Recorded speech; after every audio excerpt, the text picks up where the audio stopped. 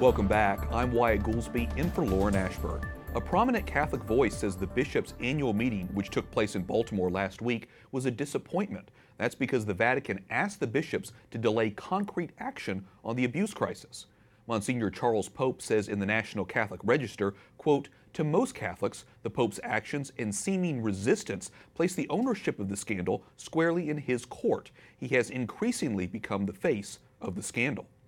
Joining me now is Monsignor Pope of the Archdiocese of Washington. Monsignor, welcome. You say the Pope owns this. What do you mean by that? Well, I think by his own words and his own requests, he basically said, I don't want the American bishops to act on this alone. I want this to be taken care of here in Rome, and when I bring other bishops from around the world in February. So I mean it respectfully.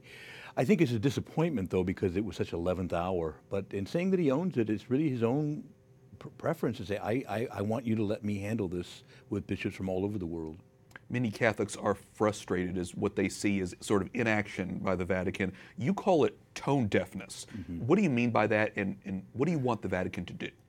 Well, I'm concerned, and as I say, I'm concerned. I think I'm also speaking for a lot of Catholics who are very concerned that this doesn't seem to be something urgent to either the Holy Father or generally the Holy Roman See. You know, there seems to be a well, we'll get to this. There are some people, even at the bishops' conference, who sort of said this is just a tempest in a teapot generated by right-wing bloggers and so on. And I just hope, and I'm urging our Holy Father and everyone in Rome to hear that this is very good Catholics from way across the spectrum are very deeply concerned and deeply hurt by a lot of this, and that we're going to have to, I think, help them to hear that.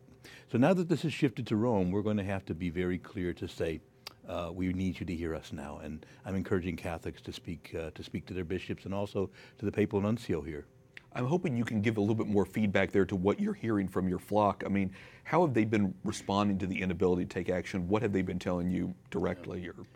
Well, again, yes, across the board. The real issue, I think, is credibility. You know, that we don't seem to be able to handle this as a church. We get bogged down in all the debates, and then, the Holy Father's interjection, canceled even what votes looked like they were going to take place. And so this creates frustration, and even if there are legitimate concerns that Rome brings to this, I think that people are frustrated because it doesn't seem to be any way to restore credibility right now in the church. Several U.S. bishops have also voiced their frustration as well. How do you think the bishops here in the United States can restore their credibility? Well, I think, first of all, working in their individual dioceses. And I have to say that the Bishops' Conference, there were many beautiful things that were said there, and bishops who show they get it. They've heard God's people, and they're very concerned. And I'm just hoping now that they can continue to work with Rome and with the Holy Father to come out with a good outcome. And it's ultimately going to go to Rome, and I think that these bishops can make a big difference by working in their diocese and also speaking frankly and forthrightly to people in Rome. We're only days away from the start of Advent. What's your recommendations to Catholics who are trying to set aside all the fear and anger and focus on upcoming Advent Christmas? Well, even as we light candles in the Advent wreath often, because as it gets darker, we light more candles. And that's a spiritual concept as well. Maybe think about Advent this year. Maybe think about abstaining or fasting like we do during Lent.